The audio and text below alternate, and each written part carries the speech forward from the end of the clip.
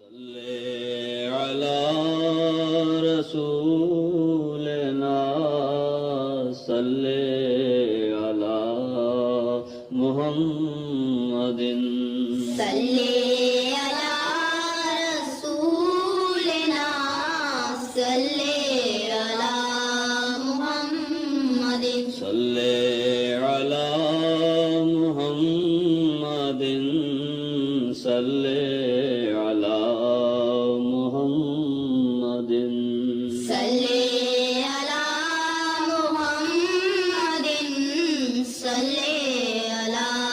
محمد صلی علی محمد صلی.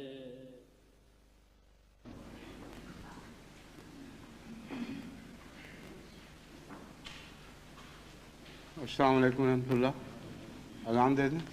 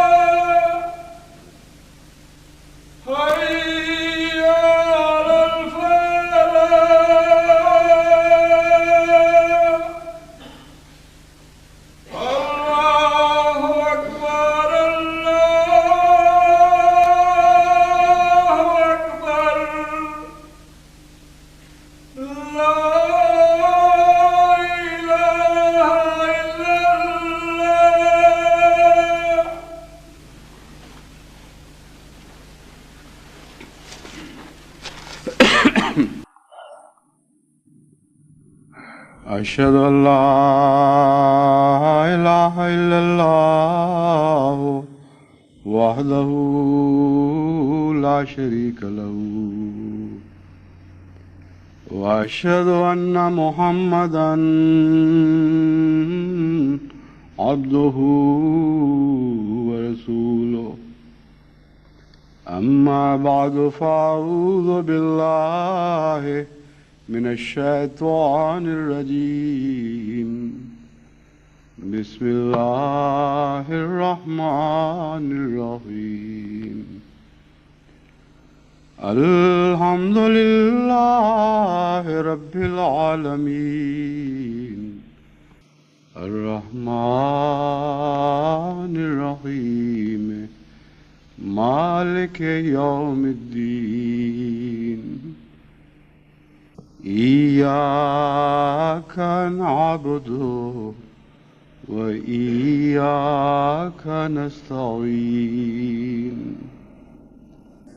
اهدنا الصراط المستقيم صراط الذين أنعمت عليهم غير المغضوب عليهم ولا الضالين.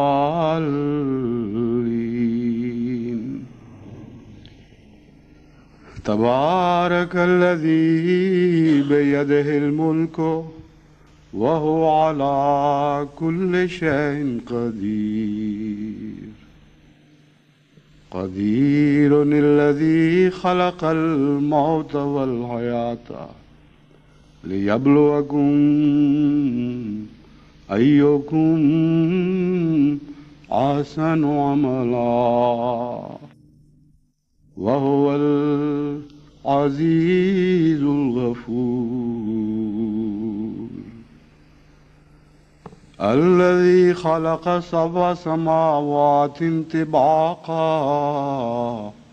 ما ترى في خلق الرحمن من تفاوت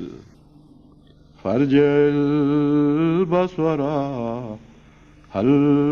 ترى من فتور ثم ارجع البصر كرتين ينقلب إليك البصر خاسئا وهو حسير. قرآن کریم کی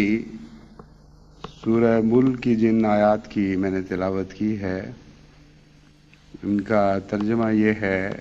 کہ بہت ہی برکتوں والی ہے وہ ذات جس کے قبضہ قدرت میں ہر قسم کی ملکیت ہے اور تمام ملکیت اسی کے ہاتھ میں ہے، اور وہ ہر چیز پر اسی بنا پر قادر ہے کہ تمام ملکیتوں کی باغ ڈور آخری صورت میں اس کے ہاتھ میں ہے۔ وہی ذات ہے جس نے زمین اور آسمان کو پیدا کیا، اور زمین و آسمان کی یعنی ساری کائنات کی پیدائش میں تم کوئی تفاوت نہیں دیکھو گے۔ فرجع البصر هل تری من فطور، نظر دوڑا کے دیکھو تو صحیح، کیا تمہیں کہیں کوئی رخنا کوئی سوراخ دکھائی دیتا ہے؟ ثم ارجع البصر، پھر نظر کو دوڑاؤ، تمہاری طرف تمہاری نظر لوٹ آئے گی تھکی ہاری، لیکن خدا کی عظیم ترین کائنات میں تم کہیں کوئی رخنا کوئی سوراخ نہیں دیکھو گے۔ ان آیات کے سرسری مطالعہ سے ایک مضمون سامنے آتا ہے، پھر زیادہ قریب کی نظر سے ان آیات کا مطالعہ کیا جائے تو ایک بظاہر نظر آنے والا تضاد دکھائی دیتا ہے، پھر اور مزید گہری نظر سے دیکھا جائے تو وہ تضاد دور ہو کر ایک نہایت ہی حسین موافقت نظر آتی ہے اس مضمون کے درمیان۔ اسی طرح انسان جب خدا کی کائنات میں جستجو کے سفر کرتا ہے تو اس کے اوپر یہ حالتیں آتی رہتی ہیں۔ پہلی سرسری نظر میں اسے کچھ بھی دکھائی نہیں دیتا، پھر جب تردد کرتا ہے غور کرتا ہے تو جب علم ناکامل ہو سفر آغاز میں ہو تو وہ سمجھتا ہے کہ میں نے بہت سی خرابیاں محسوس کر لی، بہت سی خرابیاں دریافت کر لیں، لیکن جب انسان اور زیادہ گہری اور عمیق نظر سے مطالعہ کرتا ہے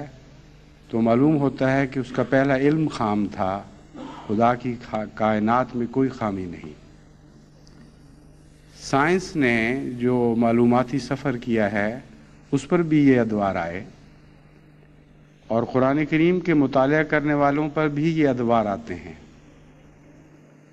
اللہ تعالیٰ ہی ہے جو اپنی حفاظت اور اپنی پناہ میں رکھتے ہوئے، لمس شیطان سے پاک رکھتے ہوئے گہرے اور عمیق مضامین کے مطالعہ اور ان کے فہم کی توفیق عطا فرماتا ہے، اور اس کے نتیجے میں پھر اس آیت میں جو بیان ہوا ہے منظر کہ ساری کائنات میں تم کہیں کوئی فطور نہیں دیکھو گے، اس مضمون میں انسان حق الیقین تک پہنچ جاتا ہے۔ جس سرسری نظر کے مطالعہ سے تضاد کا میں نے ذکر کیا ہے، وہ اس کے متعلق میں واضح طور پر آپ کے سامنے اس کی نشاندہی کرنا چاہتا ہوں۔ پہلے فرمایا ہم نے زندگی اور موت کو هو الذی خلق الموت والحیات، اس نے موت اور زندگی کو پیدا کیا، لیبلوکم ایکم احسن عملا، تاکہ وہ معلوم کرے تم میں سے کون بہتر اعمال کرنے والا ہے جس کے نتیجے میں وہ زندہ رہ سکتا ہے۔ اب مضمون کا آغاز ہی ایک جد و جہد کے بیان سے ہوا ہے، زندگی اور موت کے درمیان ایک مسلسل جد و جہد، اور آگے چل کے فرمایا ساری کائنات میں تم کوئی تفاوت نہیں دیکھو گے۔ تفاوت کی تفصیل میں ابھی بیان کروں گا، لیکن عام معنی جو اس سے سمجھ آتا ہے وہ یہ ہے کہ مقابلہ، مد مقابل نہیں پاؤ گے چیزوں کو آپس میں۔ چنانچہ عربی لغات تفاوت کا مطلب یہی بیان کرتی ہیں، یعنی ایک معنی یہ بیان کرتی ہیں کہ کسی قسم کا مقابلہ نہیں دیکھو گے۔ تو بات تو مقابلے ہی سے شروع فرمائی گئی۔ کہا یہ گیا کہ ہم نے خود موت اور زندگی کو باہم متقابل پیدا کر دیا ہے، اور اس مقابلے کا مقصد یہ ہے تاکہ تمہیں آزمائے کہ تم میں سے کون ایسے اعمال والا ہے جو سروائیول آف دا فٹسٹ کے مطابق زندہ رہنے کی اہلیت رکھتا ہے اور آگے بڑھنے کی اہلیت رکھتا ہے۔ ساری کائنات میں ہر جگہ آپ کو زندگی موت کے مقابل پر موت کے مد مقابل دکھائی دے گی، اور ساری کائنات کا فلسفہ اسی تقابل کے پر مبنی ہے۔ اگر موت اور زندگی کی لڑائی ختم کر دی جائے تو کائنات کا وجود نظر سے غائب ہو جائے گا۔ جو کچھ بھی ہمیں دکھائی دیتا ہے وہ اس تقابل کے نتیجے میں دکھائی دیتا ہے، اور اہل علم سائنسدان جانتے ہیں کہ اس تقابل کے محرکات کو اگر ختم کر دیا جائے تو ساری کائنات بے معنی ہو جائے گی، کوئی ترقی نہیں ہو سکتی، کوئی ارتقاء نہیں ہو سکتا، جمود پیدا ہو جائے گا، یعنی آخری موت کی شکل ہمیں دکھائی دے گی۔ اس لیے ایک طرف تو مضمون یہ باندھا گیا، اور جو بہت ہی عظیم الشان مضمون ہے، کہ ساری کائنات کا فلسفہ حیات یا فلسفہ وجود یہ ہے کہ تم موت اور زندگی کو باہم متقابل دیکھتے ہو، اور اس مقابلے کے نتیجے میں ہم تمہیں آزماتے ہیں، یعنی ہر وجود کو آزماتے ہیں کہ وہ کیا اہلیت رکھتا ہے۔ اور دوسری طرف فرمایا گیا کہ تم کوئی مقابلہ نہیں دیکھو گے۔ بس یہ جو مقابلہ نہیں دیکھو گے کا لفظ ہے، اس پر غور کی ضرورت ہے۔ تفاوت کا اصل معنی کیا ہے؟ کیونکہ جس جگہ یہ دعویٰ کیا گیا کہ کوئی تفاوت نہیں دیکھو گے، وہاں تفاوت ہو ہی نہیں سکتا۔ ان دونوں کو ایک دوسرے کے سامنے رکھ دیا گیا، جس طرح موت کو زندگی کے مقابل رکھ دیا گیا۔ اسی طرح یہ دو اعلان بظاہر ایک دوسرے کے سامنے کھڑے دکھائی دیتے ہیں۔ تفاوت کا مضمون آپ سمجھ جائیں گے تو یہ سارا مسئلہ حل ہو جائے گا، کہ ان میں جو یہ رکھا ہی اس لیے گیا ہے تاکہ زندگی اور موت کی جد و جہد کے فلسفے کی حقیقت کو آپ سمجھ سکیں۔ مقابلہ تفاوت نہیں ہے۔ اس لیے اگر کوئی سرسری معنی لغات میں مقابلہ کے دکھائی دیں گے تو وہ اس پر پوری طرح صادق نہیں آتے۔ یہ باب مفاعلہ سے ہے تقابل، اور تفاوت بھی باب مفاعلہ ہے، اور اس کا مادہ فوت ہے۔ فوت ہونا آپ سب جانتے ہیں، موت کے معنوں میں استعمال کیا جاتا ہے۔ فاتح کا جو اصل عربی معنی ہے وہ یہ ہے کہ کوئی چیز ہاتھ سے کھوئی جائے،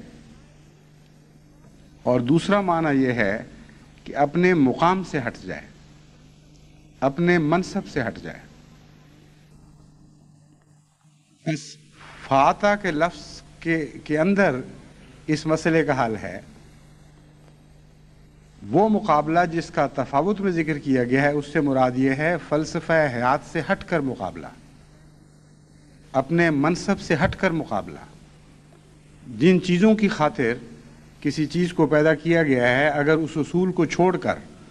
اپنی راہ سے ہٹ کر کسی اور کی راہ میں کوئی چیز دخل دیتی ہے اور وہ مقابلہ ہوتا ہے، اس کا متعلق اس کے اوپر لفظ تفاوت صادق آتا ہے۔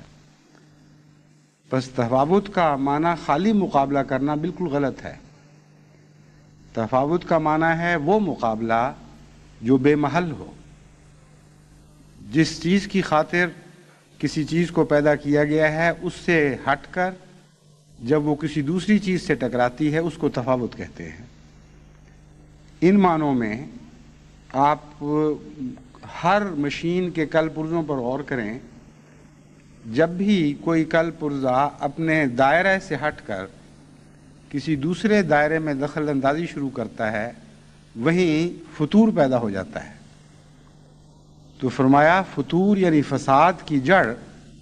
اپنے اپنے منصب سے ہٹ کر کسی دوسرے کے منصب میں دخل اندازی ہے، اور چونکہ خدا کی ساری کائنات میں کہیں کوئی فطور نہیں دیکھو گے، کہیں کوئی تفاوت نہیں دیکھو گے، اس لیے تمہیں کہیں فطور بھی نظر نہیں آئے گا۔ فطور اس حادثاتی موت کو کہتے ہیں، یعنی اگر ہم کائنات کی اصطلاح میں بات کریں تو اسے حادثاتی موت قرار دیا جا سکتا ہے۔ چنانچہ تفاوت کے لفظ میں یہ مزید حسن قابل غور ہے کہ ایک فوت کا دوسرے فوت سے مقابلہ۔ فاتح اس چیز پر اطلاق پاتا ہے جو اپنی جگہ سے ہٹ جائے، وہ جب ٹکراتی ہے کسی ایسی چیز سے جو خود اپنی جگہ سے ہٹی ہوئی ہو تو اس کو تفاوت کہیں گے، اور اگر کوئی چیز ہٹ کر کسی ایسی چیز سے ٹکراتی ہے جو اپنے مقام سے ٹلی نہیں ہے، اپنے دائرے میں ہی موجود رہتی ہے، تو وہ ٹکرانے والی چیز ناکام اور نامراد ہو جائے گی، اس کو کوئی نقصان نہیں پہنچے گا، اس کو تفاوت نہیں پھر کہیں گے۔ اس کو ایک ایسا حادثہ کہتے ہیں، جس طرح کہ قرآن کریم میں دوسری جگہ مضمون باندھا گیا ہے کہ بعض اہل دنیا جب سماعت دنیا میں دخل دینے کی کوشش کرتے ہیں تو اس کے لیے تفاوت کا لفظ استعمال نہیں فرمایا، فرمایا ایک ناجائز کوشش ہے جس کا ان کو حق نہیں ہے، اس کے نتیجے میں شہاب ثاقب ان کی پیروی کرتے ہیں اور آسمان کی طرف سے شعلے ان پر نازل کیے جاتے ہیں جو ان کو ہلاک کر دیتے ہیں، لیکن آسمان کو کوئی نقصان نہیں پہنچ سکتے، تو نقصان نہیں پہنچا سکتے۔ تو جو چیز اپنے مدار پر قائم ہے وہ کسی دوسری چیز سے ٹکرا نہیں سکتی جو اپنے مدار پر قائم ہو۔ جو چیز اپنے مدار پر قائم ہے اس سے اگر کوئی چیز ٹکراتی ہے اور مدار پر قائم رہنے والی چیز اپنے منصب سے نہیں ہٹتی تو قرآن کریم کے فلسفے کے مطابق اس کو کوئی نقصان نہیں ہے، اور ٹکرانے والی چیز کو نقصان ہوگا۔ لیکن اگر ایک چیز مدار سے ہٹتی ہے، منصب کو چھوڑ دیتی ہے، اور اس کے مقابل پر دوسری چیز بھی اپنے منصب کو چھوڑ دیتی ہے اور مقام سے ہٹ جاتی ہے، پھر جو ٹکراؤ ہے اس کا نام قرآن اصطلاح میں تفاوت ہے۔ اور چونکہ فاتح کا فوت ہونے کا مطلب ہی موت ہے، اس لیے جب منصب سے ہٹ گئے تو موت خود بخود واقع ہو گئی، گویا دو موتوں کے درمیان تصادم ہے، اور جب دو موتیں متصادم ہوگی تو نتیجہ فطور ہی پیدا ہوگا، اور اس سے زیادہ اور کیا نکل سکتا ہے۔ عجیب حیرت انگیز کلام ہے جس کو باریک نظر سے آپ دیکھیں، اور اگر آپ تفاوت تلاش کرنے کی کوشش کریں اور فطور تلاش کرنے کی کوشش کریں تو لازماً آپ کی نظر تھکی ہوئی واپس لوٹ آئے گی، اور قرآن کریم کی کائنات میں بھی آپ کو کوئی تفاوت اور کوئی فطور دکھائی نہیں دے گا۔ اس فلسفے میں جو فلسفہ وجود ہے، تمام دنیا کے نظام یا نظاموں کی حفاظت کا راز بیان فرما دیا گیا ہے، خواہ معاشرتی نظام ہو، خواہ اقتصادی نظام ہو، خواہ مذہبی نظام ہو، کسی نوع کا سیاسی نظام ہو، کسی نوع کا بھی نظام ہو، اس میں اگر منتظمین یہ نگرانی کریں کہ تفاوت نہیں ہونے دیں گے اور اس نظام کے کل پرزے اس بات کے اوپر قائم ہو جائیں کہ ہم اپنے مدار سے کبھی نہیں ہٹیں گے، تو پھر کوئی فطور دکھائی نہیں دے گا. ورنہ بظاہر چھوٹی چھوٹی باتیں آپ کو دکھائی دیتی ہیں، جب بھی مدار سے ہٹا جائے گا اور مد مقابل بھی مدار سے ہٹ جائے گا، یعنی اپنے مقرر کردہ راہوں سے، اپنے مقرر کردہ منصب سے کوئی چیز ہٹ جاتی ہے، تو اس کے مقابل پر دوسری چیز کہتی ہے اچھا پھر ہم بھی ہٹتے ہیں. اس ٹکراؤ کا نام دو موتوں کی ٹکر ہے، اور اس کا نتیجہ فتنہ اور فساد ہے، مزید موتوں کا پیدا ہونا ہے. نظام جماعت کی حفاظت کے لیے بھی یہ انتہائی ضروری ہے، اور ہمارے معاشرے کی حفاظت کے لیے بھی یہ نہایت ضروری ہے کہ ہم قرآن کریم کی ان آیات میں بیان فرمودہ بنیادی سبق پر غور کریں اور اس کو مضبوطی سے پکڑ لیں. آج کل کئی ایسے مسائل میرے پیش نظر ہیں جن کے متعلق میں سمجھتا ہوں کہ اگلی صدی میں جماعت کے داخل ہونے سے پہلے ان کی نوعیت کو، ان کی ماہیت کو خوب کھول کر آپ کے سامنے بیان کر دیا جائے، تاکہ خدا کے حضور میں بری الذمہ ہو جاؤں کہ ان امور کے متعلق جن کے متعلق قومی زندگی کے لیے رہنمائی ضروری ہے اور لمبی زندگی کے لیے رہنمائی ضروری ہے، جہاں تک مجھے توفیق ملی میں نے آپ کی رہنمائی کی. شمالی امریکہ کے دورے میں 2 خطبات میں نے اس موضوع پر دیے تھے کہ بہت سے فساد انفیریورٹی کمپلیکس یعنی احساس کمتری کے نتیجے میں پیدا ہوتے ہیں، اور بعض صورتوں میں کھول کر بیان کیا. چنانچہ نسلی جھگڑے، قومی تفریقیں اور فسادات جو ملکی، قومی، نسلی فرق کی بنا پر ہوں، یہ سارے بنیادی طور پر احساس کمتری کے نتیجے میں پیدا ہوتے ہیں. اس مضمون کو بھی ضرور پیش نظر رکھنا چاہیے، لیکن یہ جو آج مضمون میں بیان کر رہا ہوں یہ بھی انتہائی اہمیت رکھتا ہے. آپ کے سامنے تفصیل کے ساتھ ساری مثالیں تو پیش نہیں کی جا سکتی، لیکن 2-3 مثالیں آپ کے سامنے رکھتا ہوں. اس سے آپ کو اندازہ ہوگا کہ قرآن کریم کی ایک آیت میں کتنے عظیم الشان زندگی کے راز موجود ہیں، انفرادی زندگی کے بھی اور معاشرتی زندگی کے بھی، اجتماعی زندگی کے بھی. اور ایک عام آیت سمجھ کر آپ سرسری طور پر مطالعہ کر کے آگے گزر جاتے ہیں، لیکن یہ نہیں جانتے کہ کتنا عظیم خزانہ یہاں دفن ہے. اس لیے جماعت کے نظام کی حفاظت کے لیے اور اسلامی معاشرے کی حفاظت کے لیے اس اصول کو جو ان آیات میں بیان ہوا ہے خوب اچھی طرح ذہن نشین کر لیجئے اور اس پر مضبوطی سے ہاتھ ڈال دیں، کیونکہ اس کے بغیر ہماری زندگی یعنی قومی زندگی کی کوئی ضمانت نہیں دی جا سکتی. ایک جگہ ایک واقعہ ہوتا ہے، مثلا ایک برائی کسی جماعت کے سامنے آتی ہے. اگر منتظمین جماعت اس برائی کے متعلق پر غور کرتے ہوئے پہلے اپنی حیثیت کی تعیین کریں کہ ہمارا منصب کیا ہے، اور بے وجہ اس برائی سے ٹکرانے کی خاطر اپنے منصب اور اپنے دائرے سے الگ نہ ہوں، تو کوئی تفاوت آپ کو نظر نہیں آئے گا اور اس کے نتیجے میں کوئی فطور پیدا نہیں ہوگا. مثلا برائیاں کئی قسم کی ہیں. بعض ایسی برائیاں ہیں، نجی جھگڑے ہیں، مثلا خاندانی جھگڑے ہیں، میاں بیوی کے جھگڑے ہیں، ان کا تعلق مجلس عاملہ سے کوئی نہیں ہے براہ راست. مجلس عاملہ ایک نظام جماعت کے تابع مخصوص کاموں کے لیے مقرر کی جاتی ہے. اس میں ایک سیکریٹری امور عامہ بھی ہے، ایک سیکریٹری اصلاح و ارشاد بھی ہے. ان کا تعلق ایسے جھگڑوں سے صرف اس حد تک ہے کہ وہ فریقین کو جا کر سمجھائیں اور ان کو یہ بتائیں کہ یہاں آپ کی غلطی ہے، وہاں دوسرے کی غلطی ہے. پیار اور محبت کے ساتھ ان کو سمجھا کر ان کی کمزوریوں کی طرف متوجہ کریں، لیکن ان کا یہ کام ہرگز نہیں ہے کہ انفرادی حیثیت سے یا اجتماعی حیثیت سے قاضی بن جائیں۔ قضاء کا الگ ایک نظام موجود ہے، اور جتنے نجی جھگڑے ہیں وہ سارے اس نظام کا کام ہے کہ ان کو طے کرائے۔ جب اصلاحی کوششیں جو نصیحت کا رنگ صرف رکھتی ہیں، اور نصیحت کرنا تصادم نہیں ہے، کیونکہ قرآن کریم نے ہر شخص کو نصیحت کے اوپر مامور فرما دیا ہے، اس لیے یہ بھی سمجھ لیں اچھی طرح کہ کسی کو نصیحت کرنے کا یہ مطلب نہیں ہے کہ آپ اس سے متصادم ہو رہے ہیں۔ اس لیے اگر آپ کو کوئی نصیحت کرتا ہے تو آپ کو یہ حق نہیں ہے کہ میرے معاملات میں کیوں دخل دیتے ہو، جاؤ تم اپنے معاملے سے معاملہ رکھو۔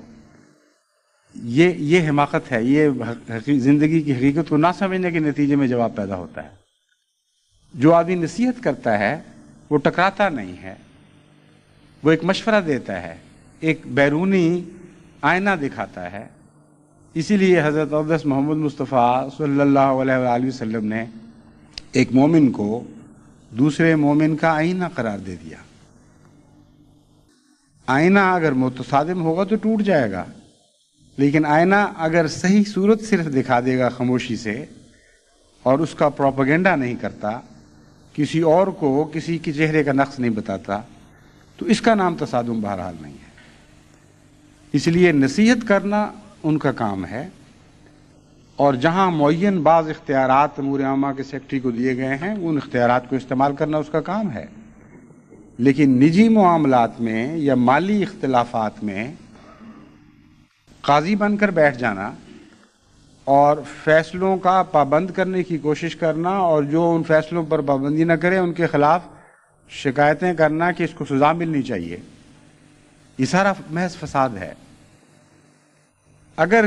کوئی ایسا فریق جس کے متعلق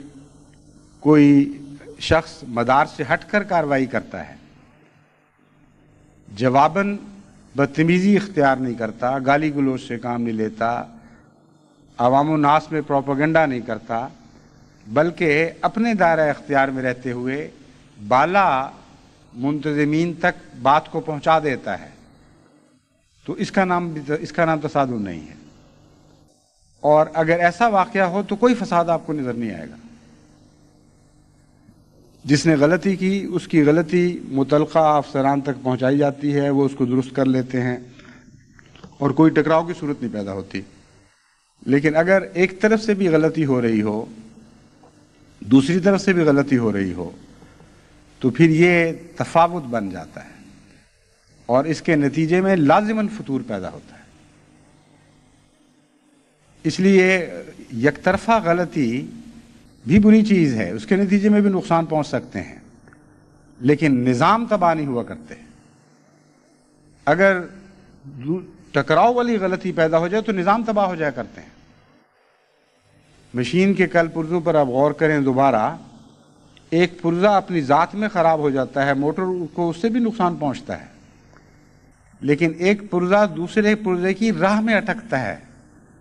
اس کا نقصان اس سے بہت زیادہ شدید نوعیت کا ہوتا ہے، اس سے دھماکہ پیدا ہوتا ہے، اس سے تصادم پیدا ہوتا ہے۔ اس لیے تفاوت کے مضمون کو پیش نظر رکھتے ہوئے پہلی نصیحت تو میری یہ ہے کہ اپنے مدار کو بہرحال نہ چھوڑیں۔ اگر آپ اپنے مدار کو چھوڑیں گے تو بڑا بھاری احتمال موجود ہے کہ دنیا کے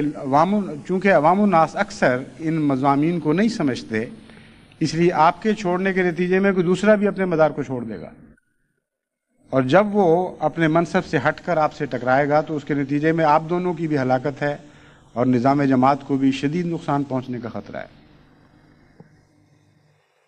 پہلی مثال کی طرف واپس آتے ہوئے مزید میں اس پر روشنی ڈالتا ہوں۔ میاں بیوی کا جھگڑا ہوتا ہے، مجلس عاملہ اس کے اوپر بیٹھ جاتی ہے غور کرنے،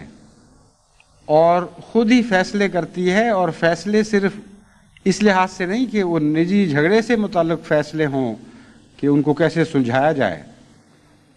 افتاء کا اختیار بھی اپنے ہاتھ میں لے لیتی، یک طرفہ باتیں سنتی ہے، پھر ایک فریق کو موقع دیے بغیر قضا کا کام اس طرح کرتی ہے کہ قضا کے بھی منافی ہے وہ، یعنی قضا کے ادنیٰ تقاضے بھی پورے نہیں کرتی،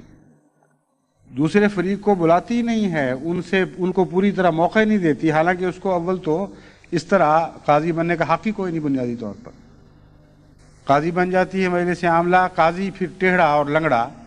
کیونکہ قاضی بنانے کے لیے مقرر نہیں کیا گیا، اس لیے وہ صلاحیتیں موجود نہیں ہیں اس میں جو قاضی میں ہونی چاہیے۔ پھر اسی پہ اکتفا نہیں کرتی، قضاء کے دوران بہت سے ایسے معاملات ہیں جن میں فتوے چاہیے، اور ایک متقی قاضی، خدا کا خوف رکھنے والا، جب کسی معاملے میں نہیں جانتا کہ قرآن کا یا سنت کا کیا واضح حکم موجود ہے، تو وہ قضاء کی طرف، اس کو مجلس افتاء کی طرف یا دارالافتاء کی طرف اس معاملے کو بھیجتا ہے، اور جانتا ہے کہ یہ فتوے دینا قاضی کا کام بھی نہیں ہے۔ قاضی کا کام صرف اتنا ہے کہ جو فتاوے موجود ہیں ان کے اندر رہتے ہوئے وہ اپنے فیصلے صادر کرے۔ تو ایک مجلس عاملہ اٹھتی ہے، اپنے مقام کو ایک جگہ بھی چھوڑتی ہے اور دوسری جگہ بھی چھوڑتی ہے، اور جہاں افتاء کی ضرورت پیش آتی ہے وہاں خود ہی مفتی بن جاتی ہے اور مفتی بن کے فیصلے صادر کر دیتی ہے، اور پھر اس کے نتیجے میں فحشا پھیلاتی ہے۔ جو نقائص سمجھتی ہے، چونکہ ان نقائص کی پوری چھان بین بھی نہیں ہو سکی، ذاتی حقوق جو خاندانوں کے ہیں ان کے بعض معاملات کی پردہ پوشی کی جائے، ان کے معاملات کو منظر میں نہ لایا جائے، اس سے بھی وہ پھر روگردانی کرتے ہوئے اس بنیادی اصول سے ایک اور معاملے میں ایک اور طرف بھی رخ کرتی ہے جہاں اس کو رخ کرنے کا کوئی حق نہیں، اور سارے معاشرے میں بدامنی، بے چینی اور فحشا پھیلا دیتی ہے۔ ایسے کاموں کے لیے مجالس عاملہ کو مقرر ہی نہیں کیا گیا۔ اگر اس طرح کریں گی اور جن کے متعلق جن کی حق تلفی کی جائے گی ان طریقوں پر، جن کو ٹکراؤ کی دعوت دی جائے گی، وہ آگے سے ٹکراؤ کریں گے تو سارا نظام جماعت ٹکڑے ٹکڑے ہو کر بکھر جائے گا، اور اگر نہیں کریں گے تو تب بھی یہ ظالم رہے گی مجلس عاملہ جس نے ناجائز کسی فریق کے اوپر ظلم کیا، اس کو کوئی حق نہیں تھا۔ ایسے بعض معاملات میرے علم میں آئے تو میں نے فوری طور پر مجالس عاملہ کو معطل کیا، لیکن مجھے اس موقع پر بیان کرنے کی ضرورت اس لیے پیش آئی کہ جو کمیشن مقرر کیا گیا وہ بظاہر ایسے لوگوں پر مشتمل تھا جو بڑی سمجھ بوجھ رکھتے ہیں، اور اس کمیشن نے ان بنیادی باتوں کو نوٹ کیے بغیر کہ کیا ہو گیا ہے وہاں، کیا قیامت برپا ہوئی ہے، قرآن کے بنیادی اصول کو چھوڑا گیا ہے، خود قاضی بننے کی کوشش کی اور یہ فیصلہ کرنے کی کوشش شروع کر دی کہ کون سا فریق ٹھیک تھا اور کون سا غلط تھا۔ چنانچہ میں نے اپنے فیصلے میں پھر مجھے یہ بھی لکھنا پڑا کہ آئندہ یہ ممبران جو ہیں کمیشن کے، ان کو کم از کم 1 سال تک کے لیے کوئی تحقیقی کام نہ دیا جائے، کیونکہ بنیادی طور پر یہ اہلیت ہی نہیں رکھتے۔ تو مجھے خیال آیا کہ اگر ایسے ممبران جو بڑے مخلص ہیں، تجربہ کار ہیں نظام جماعت میں، ان کو بھی اس بنیادی ان بعض باتوں کے بنیادی فرق معلوم نہیں ہے، اس لیے ضروری ہے کہ ساری جماعت کو مخاطب کرتے ہوئے یہ معاملات ان کے سامنے لائے جائیں، تاکہ قرآن کریم کی اس آیت کو نظر انداز کرتے ہوئے کسی قسم کے تصادم کی صورت بھی جماعت احمدیہ میں پیدا نہ ہو۔ اور مجھے تعجب ہے کہ کس طرح اب تک یہ بات میری نظر سے اوجھل رہی کہ ہماری مجالس عاملہ کو بھی بہت بڑی تربیت کی ضرورت ہے۔ اس سلسلے میں بعض اور اقدامات میں کروں گا انشاءاللہ تعالی، حسب توفیق ان پر میں غور کر رہا ہوں، لیکن سر دست ساری جماعت کی تربیت کی ضرورت ہے۔ ان کو بتانا چاہیے کہ رخنے کس طرح پیدا ہوتے ہیں، کسی ایک قرآنی تعلیم کو نظر انداز کرنے کے نتیجے میں فساد پیدا ہوتا ہے۔ چنانچہ دوسری مثال آپ کے سامنے میں یہ رکھتا ہوں کہ ایک جگہ ایک لجنہ کا اجلاس ہو رہا ہے، اور بڑا اہم لجنہ کی کوئی تقریب منعقد ہو رہی ہے، بڑی اہم تقریب ہے، سارے ملک سے ممبرات آئی ہوئی ہیں اس لیے کہ ان کی تربیت کی جائے، اور جب ان کی اپنی تربیت کا امتحان ہوتا ہے تو قطعاً سارے تربیت کے تقاضے یا پرانی تعلیمات کو بھلا کر تصادم کی راہ اختیار کر لیتی ہیں، یعنی نظام جماعت سے تصادم کی راہ۔ ایک ایسے ہی موقع پر ایک جگہ ایک لڑکی روتی ہوئی واویلا کرتی ہوئی بلند آواز میں اپنے خامند کے متعلق خلاف اور اس کے رشتہ داروں کے متعلق باتیں کرتی ہوئی لجنہ کی تقریب میں پہنچ جاتی ہے۔ وہ کہتی ہے فلاں آپ کے قریب ہی فلاں خامند نے مجھ پر ظلم کیا، مجھے یہ کیا، مجھے وہ کیا، زود کوب کیا، اس کے والدین نے ہمیں یہ کیا اور یہ مظالم کیے، اس نے میرے والدین کو یہ کہا۔ نظام جماعت کا تقاضا یہ ہے کہ لجنہ معلومہ کے عہدیدار فوراً اس کی زبان بندی کریں، ان سے کہیں ہو سکتا ہے تم مظلوم ہو، لیکن ہم اس مقام پر فائز نہیں ہیں کہ تمہارے ظلم کی یک طرفہ داستان سنیں۔ اول تو یک طرفہ داستان سننا ہی انصاف کے تقاضے کے خلاف ہے، اور اگر کوئی سنا دیتا ہے سرسری طور پر یا مثلاً بعض خطوں میں میرے سامنے آ جاتی ہے تو پھر سننے والے کا جو سرسری طور پر سن لیتا ہے یا گزرتے ہوئے اس کی کان میں پڑ جاتی ہے، یہ بنیادی فرض ہے کہ یک طرفہ رائے سن کر کوئی نتیجہ اپنے ذہن میں قائم نہ کرے، کوئی بد اثر قائم نہ کرے۔ لیکن ایک نہیں دو نہیں،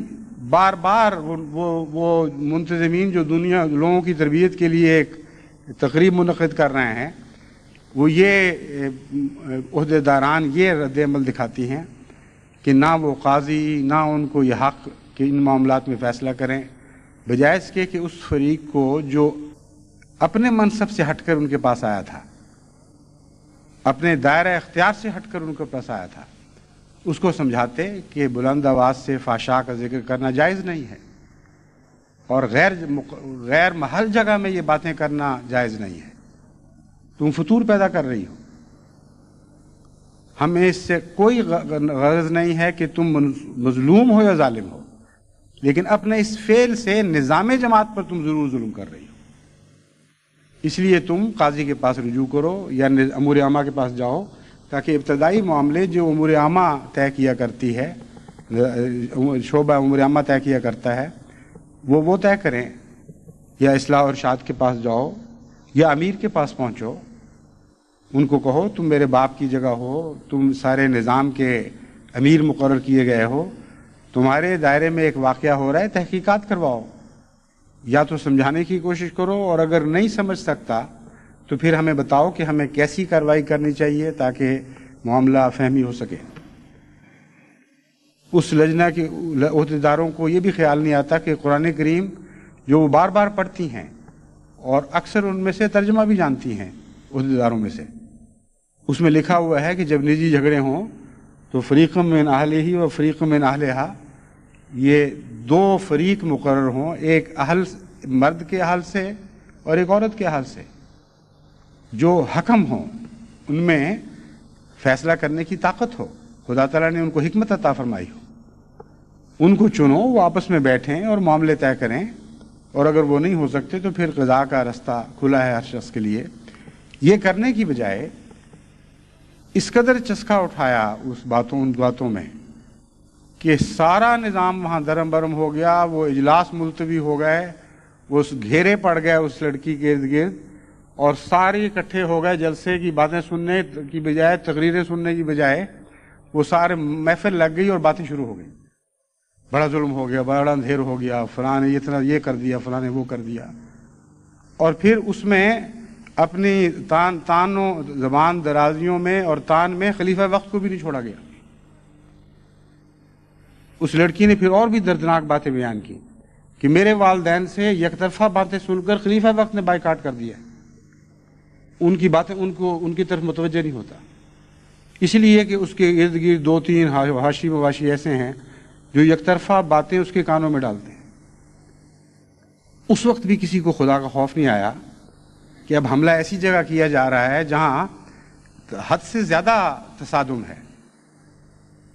دنیا نے سماج دنیا پہ حملہ کر دیا جیسے اسی قسم کا واقعہ ہے یا اس سے بڑھ کر نوعیت کا ہے،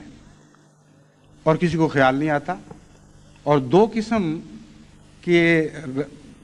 مزاج کے لوگ ایک ہی بات کہتے ہیں،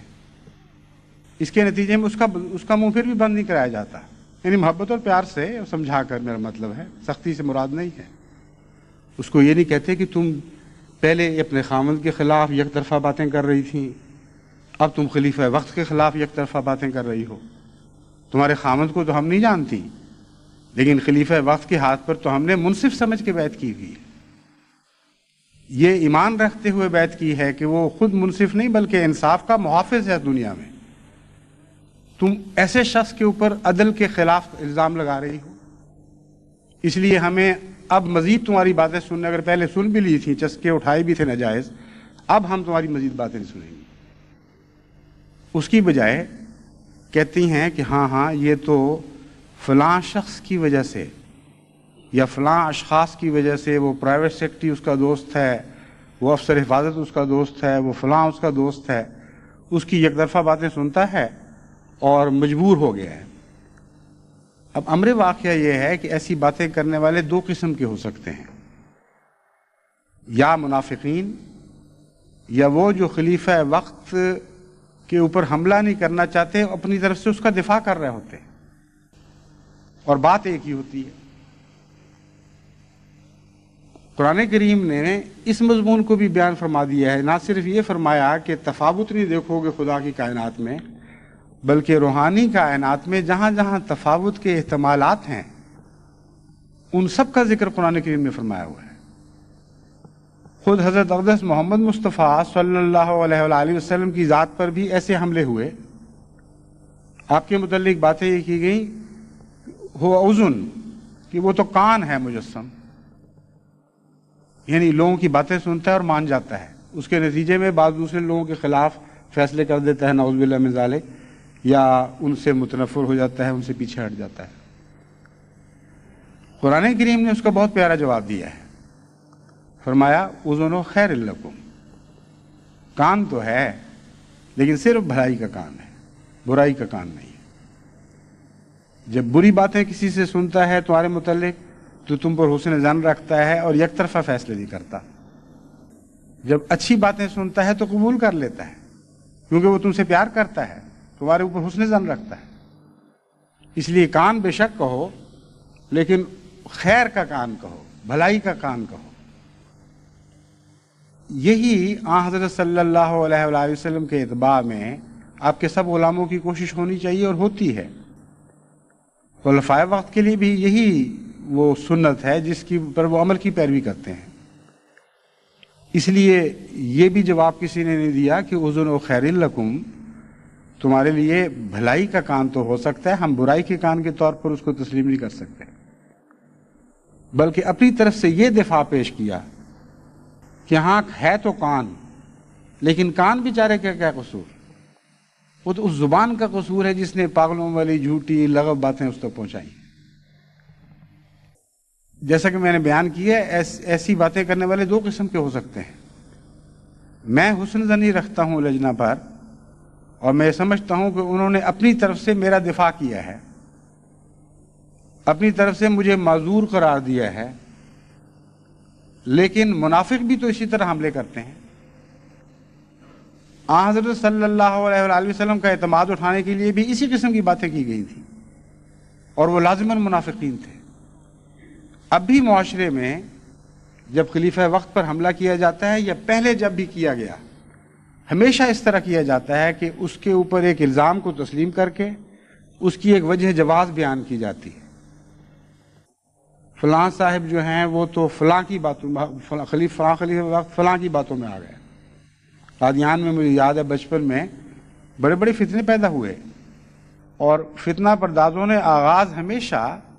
نظارت امور عامہ پر یا نظارت اصلاح و ارشاد پر یا نظارت تعلیم پر حملے کے ذریعے کیا، اور کہا کہ خلیفہ وقت کو تو پتہ ہی نہیں، اس کے سامنے جھوٹی فائلیں پیش کی گئی، یا قضاء پر حملہ کیا اور کہا کہ قضاء نے دیکھو کتنا ظلم کیا ہے کہ خلیفہ وقت کے سامنے غلط معاملات پیش کر کے ان سے غلط فیصلے لے لیے۔ تو قرآن کریم نے تو ہمیشہ کے لیے یہ بات پیش کر کے آپ کی رہنمائی فرما دی تھی، آپ کی آنکھیں کھول دی تھی، آپ کے کان کھول دیے تھے، بتا دیا تھا کہ اس طرح حملے ہوا کرتے ہیں، ان حملوں سے باخبر رہو اور جو تمہارا منصب نہیں ہے اس منصب سے ہٹ کر تم نے کوئی بات نہیں سننی، نہ کوئی بات کرنی ہے۔ چنانچہ اگر آپ منصب میں رہیں اور اپنے دائرے میں رہیں تو پھر کوئی فتور پیدا نہیں ہو سکتا جو تفاوت کے نتیجے میں پیدا ہوتا ہے۔ اب اس معاملے میں جب یہ کہا جاتا ہے کہ فلاں شخص نے، فلاں خلیفہ نے فلاں کی بات سن لی، میر ولی ابوالطاہر صاحب مرحوم کی بات کے متعلق کہا جاتا تھا کہ اس کی بات سن لی، میر داؤد کی بات سن لی، فلاں کی سن لی، فلاں کی سن لی، یا ناظر امور عامہ کی سید ولی اللہ شاہ کی بات سن لی، یا قاضی کی بات سن لی، تو سننے والے کا فرض تھا، اس کا فرض تھا کہ اگر یہ بات ہے تو میں کون ہوں، مجھے تم کیوں بتا رہے ہو؟ میرا یہ منصب نہیں ہے کہ میں قضاء پر یا اصلاح اور نظارت اصلاح اور ارشاد پر یا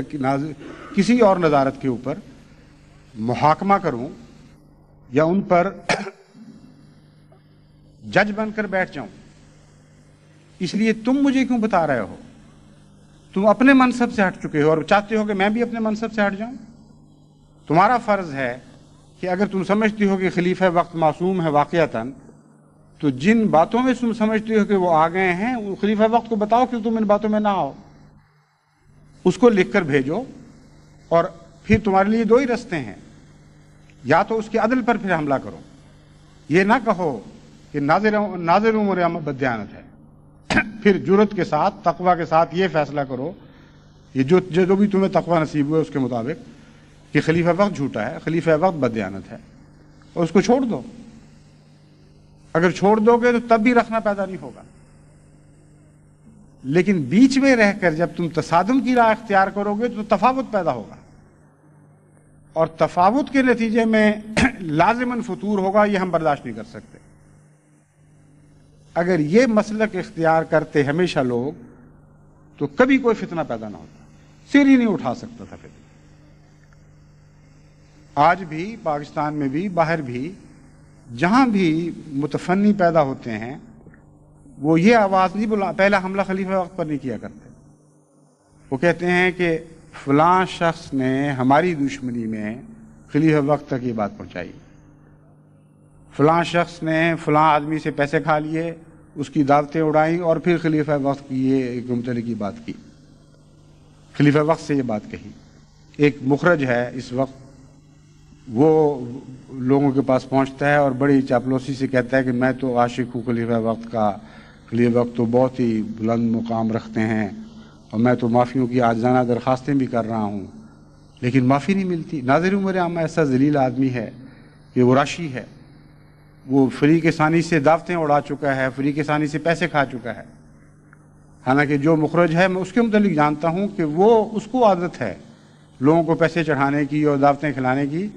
اور میں نے آغاز خلافت ہی میں اس کے متعلق متنبع کر دیا تھا عہدیداروں کو کہ اس کی کوئی دعوت قبول نہیں کرنی آپ نے۔ اب وہ چونکہ خود اس مرض کا شکار ہے، وہ دوسروں کو ناظر امور عامہ کے متعلق یہ باتیں کرتا ہے، اور ظلم کی بات یہ ہے کہ سننے والے سن لیتے ہیں،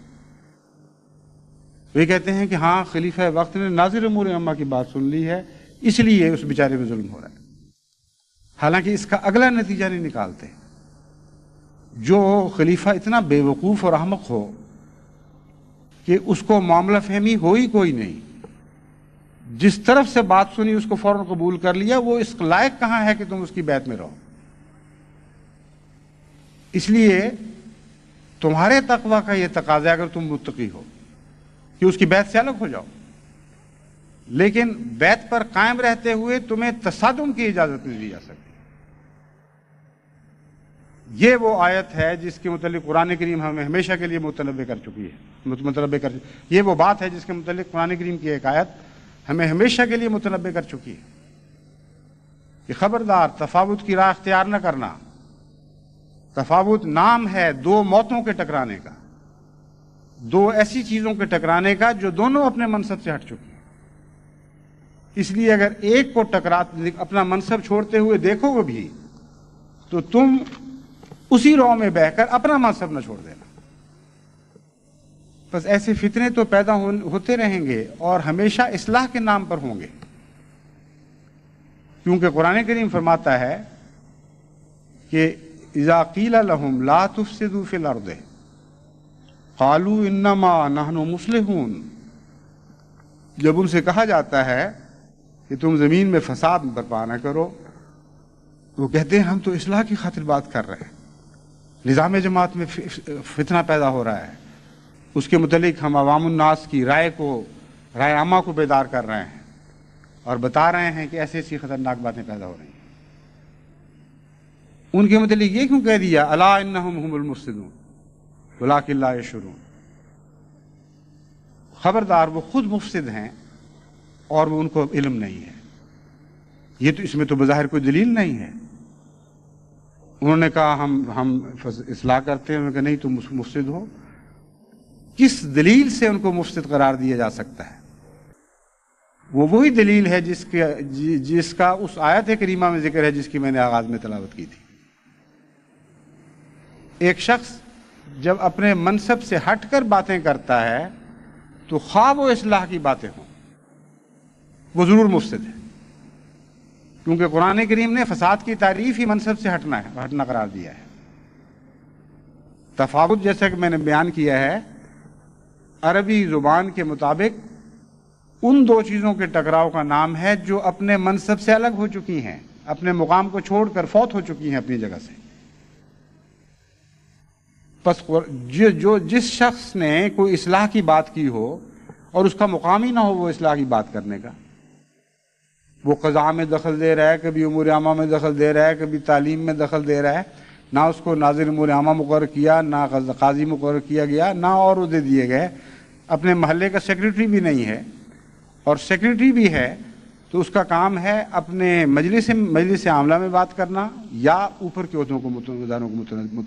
متنبع کرنا، یا عوام الناس میں بغیر کسی کی ذات پر حملہ کیے عمومی نصیحت کرنا۔ تو ان چیزوں پر اگر کوئی قائم رہتا ہے تو وہ فساد پیدا کر ہی نہیں سکتا۔ اس لیے اگر وہ کہتا ہے میں مسلح ہوں تو بے شک مسلح کا دعویٰ کرتا پھرے، اس کے اوپر کوئی ہمیں اعتراض نہیں، قرآن کریم اس کو اجازت دیتا ہے۔ لیکن اصلاح کی بات کر رہا ہو، خواہ سچی بھی ہو، لیکن منصب سے ہٹ کر رہا ہے تو وہ لازماً مفسد ہے۔ اور بہت سے ایسے مفسد ہیں جن کے متعلق قرآن کریم فرماتا ہے کہ عمدن مجرم نہیں ہوتے بعض دفعہ، ولکن لا یشعرون، ان بیچاروں کو پتہ ہی نہیں کہ وہ کیا کہہ رہے ہیں۔ اس لیے دونوں قسم کے لوگ نظام کو تو بہرحال نقصان پہنچا دیتے ہیں۔ عمدن مفسد ہوں گے تو خدا کے ہاں مزید سزا پائیں گے، اور بغیر عمد کے مفسد ہوں گے تو نظام کو تو بہرحال نقصان پہنچا دیں گے۔ ان کو اس درجے کی سزا ملے یا نہ ملے جو باشعور جرم کرنے والے کو ملتی ہے، یہ الگ مسئلہ ہے۔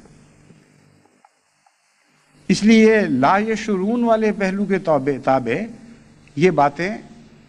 کئی لوگ مجھے لکھتے ہیں جب ان کے اوپر پکڑ کی جاتی ہے کہ ہم نے جان بوجھ کر نہیں کی، ہم نیک دلی سے یہ کرنے والے تھے۔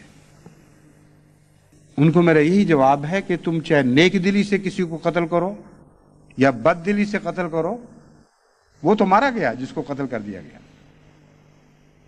یہ فیصلہ کرنا خدا کا کام ہے کہ تم نے بدنیتی سے اس کو مارا تھا یا نیک نیتی سے مارا تھا۔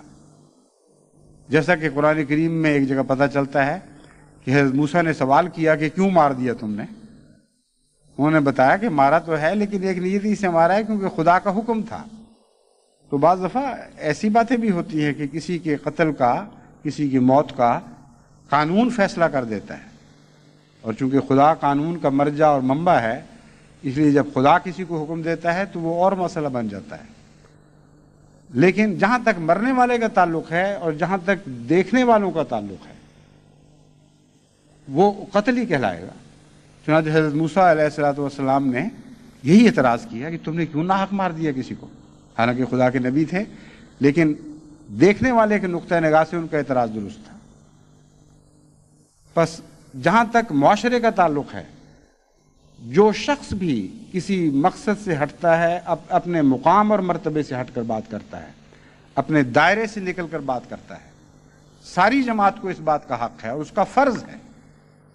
کہ اس کو متوجہ کرے اور کہے کہ جہاں تک قرآنی تعلیم کا تعلق ہے ہمارے نزدیک تم مفسد ہو، اور ہم تمہارا یہ دعویٰ قبول نہیں کریں گے کہ تم نے اصلاح کی خاطر یہ بات کی تھی۔ یہ دعویٰ جو ہے تم جانو اور خدا جانے، ہمیں اس سے غرض نہیں، لیکن جو تم کام کر رہے ہو اس کے نتیجے میں جماعت میں فتنہ اور فساد پیدا ہوگا۔ پھر انفرادی طور پر بعض فحشا پھیلانے والے ہیں، ایک جگہ سے دوسری جگہ پہنچتے ہیں اور کہتے ہیں فلاں بد کردار ہے اور فلاں بد کردار ہے، اور ظلم کی بات یہ ہے کہ لوگ ان کی باتوں کو سن لیتے ہیں سوائے ایک صورت کے، اور کسی صورت میں یہ بات سننا جائز نہیں۔ سننے والے کا منہ بند کرنا ضروری ہے اس موقع پر، اور کہنا ضروری ہے کہ قرآن کریم نے اس بات کی تمہیں اجازت نہیں دی، اور قرآنی اصطلاح میں تم جھوٹے ہو کہ کیونکہ تم غلط جگہ بات کر رہے ہو، اور جو بات کر رہے ہو اس کے گواہ تمہارے پاس نہیں ہیں۔ اگر گواہ ہیں تو پھر بھی ہمارے پاس بات نہ کرو، پھر تمہیں چاہیے کہ نظام جماعت سے پاس جاؤ، جو لوگ مقرر ہیں اس بات پر ان سے بات کرو۔ یہ بات سننا کسی کے لیے جائز ہی نہیں ہے، کیونکہ اسی سے آگے فحشا پھیلتی ہے، سوائے ایک صورت کے کہ وہ ایک مریض کے متعلق نظام جماعت کو مطلع کرنے کی خاطر اس کی بات سنتا ہے، تاکہ اس کو پتہ لگ جائے، نظام جماعت کو معلوم ہو جائے کہ ایک بیماری کا گڑھ ہے جو وائرس کا شکار ہے اور جگہ جگہ پھر رہا ہے اور اس وائرس کو پھیلا رہا ہے۔ جس طرح بعض مریض ہیں جو بیماریاں پھیلاتے ہیں، ان کے متعلق بر وقت اطلاع کر دی جاتی ہے، بعض بولے کتے پھر رہے ہوتے ہیں، اس سے ان کے کاٹنے سے پاگل پن ہو جاتا ہے، جن کو کاٹتے ہیں وہ پاگل ہو جاتے ہیں، ان کے متعلق اطلاع کرنا تو فرض ہے۔ اس لیے اگر کوئی اطلاع کی خاطر کسی کی بات کو سن کر غور سے کیا کہتا ہے اور اچھی طرح ذہن نشین کر کے تاکہ اس کی طرف غلط بات منسوب نہ کرے، پھر وہ بات نظام جماعت تک پہنچائے، تو یہ سننا ناجائز نہیں ہے، لیکن شرط یہ ہے کہ بلا کم اوقات اس بات کو پھر ضرور نظام جماعت تک پہنچائے،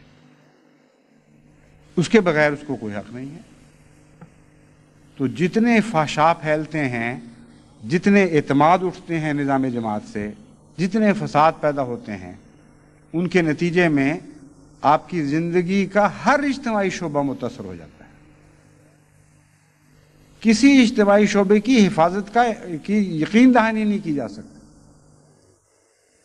اوپر سے نیچے تک آپ دشمن کے سامنے اپنے سینگے ننگے کر کے کھڑے ہیں گویا کہ، اور اس کے لیے قرآن کریم نے آپ کو جو ڈھال دی تھی اس کو چھوڑ بیٹھے ہیں، اور وہ ڈھال اسی آیت میں بیان فرمائی گئی ہے۔ ہر جماعت احمدیہ کے ممبر کا فرض ہے، اس نے لمبے سفر کرنے ہیں، ابھی اپنے معاشرے اپنے نظام کی حفاظت کرنی ہے، کیونکہ یہ جماعت 100 سال کے لیے تو نہیں تھی،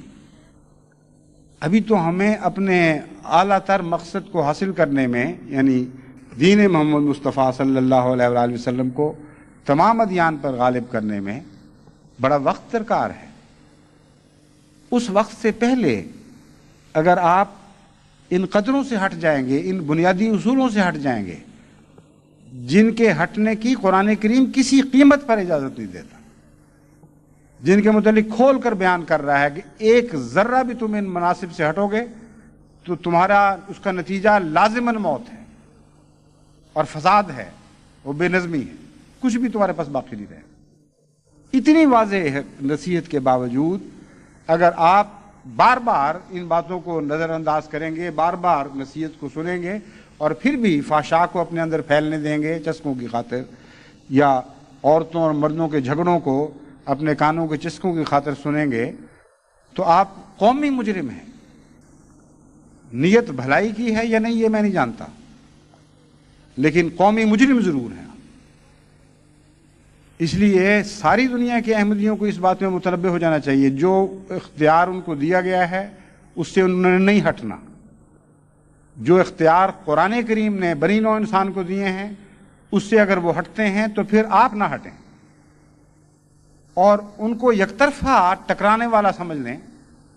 لیکن آپ نے اپنے مقام کو چھوڑ کر ان کی طرف مائل نہیں ہونا۔ اگر یہ ہوگا تو جیسا کہ میں نے بیان کیا، تفاوت پھر نہیں ہوگا۔ پھر اگر آپ سے کوئی یک طرفہ ٹکراتا ہے، اپنے منصب کو چھوڑتا ہے اور جماعتی نظام پر حملہ کرتا ہے، تو خدا نے وعدہ کیا ہے کہ اس نے اس کے لیے شعلہ بردار مقرر فرما رکھے، اسے جہنم تک پہنچا کے چھوڑیں گے، اس کو ضرور ناکام اور نامراد کر کے دکھائیں گے۔ اس لیے آپ کو کیا خطرہ ہے کہ آپ اٹھتے ہیں اور اس سے متصادم ہونے کے لیے اپنی راہیں چھوڑ دیتے ہیں، اپنے رستوں سے ہٹ جاتے ہیں۔ ان امور پر کئی دفعہ میں خطبات دے چکا ہوں، لیکن پھر بار بار یہ باتیں سامنے آتی ہیں کیونکہ لوگ سمجھتے ہیں معمولی باتیں ہیں۔ کیا فرق پڑا اگر ہم نے چسکے سے فلاں کی بات سن لی، ساتھ ساتھ اپنی دانش میں خلیفہ وقت کی حفاظت بھی کر لی، کہہ دیا کہ ہاں کسی کی باتوں میں آ گیا ہوگا، خود تو اپنی ذات میں شریف آدمی لگتا ہے، خود تو جھوٹا اور غیر منصف نظر نہیں آتا، اس لیے ضرور باتوں میں آیا ہوگا۔ یعنی غیر منصف بھی قرار دے دیا اور بیوقوف بھی ساتھ ہی قرار دے دیا۔ اچھا دفاع کیا خلیفہ وقت کا۔ یعنی پہلے نے تو صرف ظالم کہا تھا، آپ نے کہا ہاں ظالم صرف نہیں ہے، احمق بھی بڑا سخت ہے، اور اس کو عادت ہے چغلیوں کی بھی، ایک طرفہ باتیں سنتا ہے اور فیصلے دیتا چلا جاتا ہے۔ حسن ظنی میں کہتا ہوں کہ آپ نے اپنی طرف سے دفاع کیا، لیکن یہ کیا دفاع ہے؟ اس کے متعلق تو یہ مصرع غالب کا آپ پر صادق آتا ہے کہ ہوئے تم دوست جس کے، دشمن اس کا آسمان کیوں ہو۔ اگر ایسے ہی دفاع کرنے ہیں آپ نے خلافت کے، یہی عزم تھے آپ کے جب آپ نے عہد کیے تھے کہ ہم قیامت تک اپنی نسلوں کو بھی یہ یاد دلاتے رہیں گے،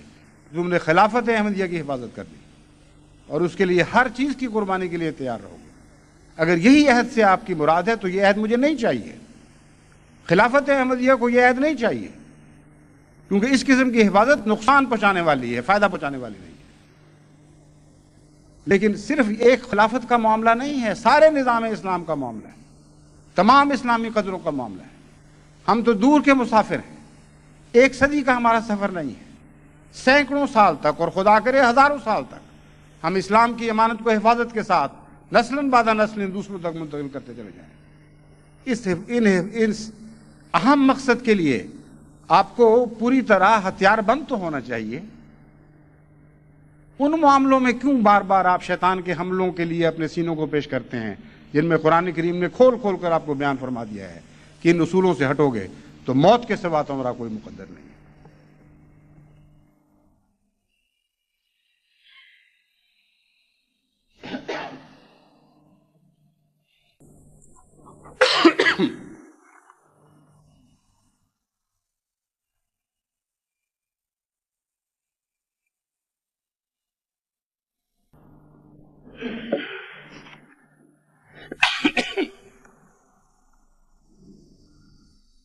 الحمد للہ نحمده ونستعینه ونستغفره ونؤمن به ونتوکل علیہ ونعوذ باللہ من شرور انفسنا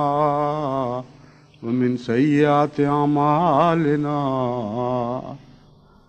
من يهده الله فلا مضل له ومن يضلله فلا هادي له ونشهد أن لا إله إلا الله وحده لا شريك له ونشهد أن محمدا عبدہ ورسولہ۔ نماز جمعہ اور نماز عصر کے مان بعد کچھ مرحومین کی نماز جنازہ غائب ہوگی۔ سب سے پہلے تو ہمارے عزیز دوست اور قرآن سلسلے کے دیرینہ کارکن جو آپ کے ہاں انگلستان میں ایک لمبا عرصہ تک امیر جماعت انگلستان کے طور پر کام کرتے رہے ہیں، یعنی مکرم بشیر احمد خان صاحب رفیق کی والدہ کی وفات کی اطلاع ملی ہے۔ ان کی والدہ مولوی محمد الیاس خان صاحب کی بیٹی تھیں، جن کے دو صاحبزادے بھی جماعت میں اللہ تعالیٰ کے فضل سے اپنی خدمتوں میں اور تقویٰ کے ساتھ وفا کے ساتھ وابستگی میں بہت معروف ہیں، یعنی مولوی عبدالسلام خان صاحب اور مولوی عبدالقدوس خان صاحب، مولوی تو نہیں کہلاتے، عبدالسلام خان صاحب اور عبدالقدوس خان صاحب۔ ان کی والدہ موسیہ تھیں اور بہت ہی سلسلے کے ساتھ گہرا محبت و اخلاص و وفا کا تعلق رکھنے والی، मौलवी मोहम्मद इलियास खान साहब ख़ुद बहुत बड़े एक सिलसिले के आलिम थे। 1907 में आपने बैत की थी और आपके 2 बेटे भी खुदा के फजल से बहुत जमात में नुमायाँ मुकाम रखने वाले थे। एक तो ज़िंदा है माशाअल्लाह, और दूसरे उनकी बेटियों में से एक सालिया बेगम मरहूमा थी, रुस्तम खान साहब शहीद की बेगम। उन्होंने भी आगे अपनी औलाद की बहुत अच्छी तरबियत की है माशाअल्लाह। और दूसरे कलसूम बेगम साहब अहलिया काजी मोहम्मद यूसुफ साहब, और तीसरे और बेटियों में से ये 3 बेटियां मैं जानता हूँ ख़ास तौर पर, बाकियों से तो मैं वाकिफ़ नहीं हूँ। ये थी हमारे इमाम रफ़ीक साहब, बशीर रफ़ीक साहब की वालदा। तो ये सारी जो माएँ थीं अल्लाह के फजल से माँ की हैसियत से अपने बच्चों के लिए बहुत बड़ा ख़जाना छोड़ गई हैं तरबियत का, और सब औलाद में खुदा के फजल से सिलसिले से ताल्लुक़ और वफ़ा का जज्बा मौजूद है। इल्ला माशाअल्लाह कोई एक आध आदमी अपने इम्तिहान में नाकाम भी हो जाता है, लेकिन अमूमी तौर पर देखा जाता है कैसी तरबियत की जा रही है। और सूबा सरहद में ख़ास तौर पर मैंने ये मुतालिया किया है कि तरबियत का भारी दारोमदार माओं पर था और अब भी है। यानी वालिद का इतना ज़्यादा दखल नहीं होता। जिनकी माएँ अच्छी थीं उनकी औलादें लाज़िमन मुखलिस बनी हैं, और ज़रूरी नहीं कि वालिद अच्छा हो और औलाद अच्छी हो, क्योंकि बाज़ मुआशरे होते हैं उनमें माएँ ज़्यादा किरदार अदा करती हैं। लेकिन बिलअमूम भी जमात अहमदिया में सारी दुनिया में माओं को ये पोजीशन अपनी पेश नज़र रखनी चाहिए और कि वो आइंदा अच्छी नस्लों को पैदा करने वाली हों। बहरहाल इनकी नमाज जनाजा गायब के अलावा एक हमारे बहुत ही पुराने दोस्त और मुखलिस फ़िदाई अहमदी कारकुन सिलसिला वाक़फ़ी ज़िंदगी मौलवी मोहम्मद सिद्दीक़ साहब नंगली की अहलिया की अचानक वफ़ात की भी इत्तला मिली है। इसी तरह मुकर्रम डॉक्टर अब्दुल रशीद साहब तबस्सुम जो इल्मी और अदबी हलकों में एक नुमायाँ मुकाम रखते थे और पाकिस्तान में अहमदियत के शदीद मुखालफत के दौर में भी इनकी अदबी इल्मी कोशिशों को इस हद तक भी सराहा गया कि हुकूमत पाकिस्तान इनको इनाम देने पर यूँ कहना चाहिए कि मजबूर हो गई, यानी इनको नज़रअंदाज नहीं कर सकती थी। और काफ़ी इन्होंने अदबी इल्मी हलकों में मुकाम पैदा किया था। उनकी भी अचानक वफ़ात की इत्तला मिली है। फिर मुकर्रम इब्राहिम साहब नक्रोमा जो अफ्रीका गाना से ताल्लुक़ रखते थे, हमारे एक मुखलिस अहमदी दोस्त के खुसर थे, इस हद तक मुझे इल्म है सिर्फ, लेकिन उन दोस्त ने जिनके खुसर थे उन्होंने इनकी नमाज जनाजा की दरख्वास्त की है। तो इंशाअल्लाह नमाज जुमा और असर के मान बाद ये जनाजे पढ़े जाएंगे। इबादल्लाह रहमकुमुल्लाह, इन्नल्लाह यामुरु बिल अदल वल इहसान व इताइ ज़िल क़ुर्बा व यन्हा अनिल फ़हशाइ वल मुनकर वल बाग़ी यअज़ुकुम लअल्लकुम तज़क्करून। उज़्कुरुल्लाह यज़्कुरकुम वदूहु यस्तजिब लकुम वलज़िक्रुल्लाहि अकबर।